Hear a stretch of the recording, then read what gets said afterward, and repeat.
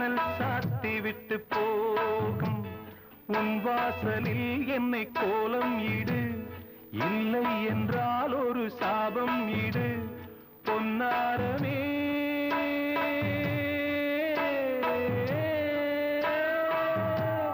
தண்ணீரில் மூழ்காது காற்றுள்ள பந்து என்னோடு நீ பாடிவா சிந்து. ஈரமான ரோஜாவே என்னை பார்த்து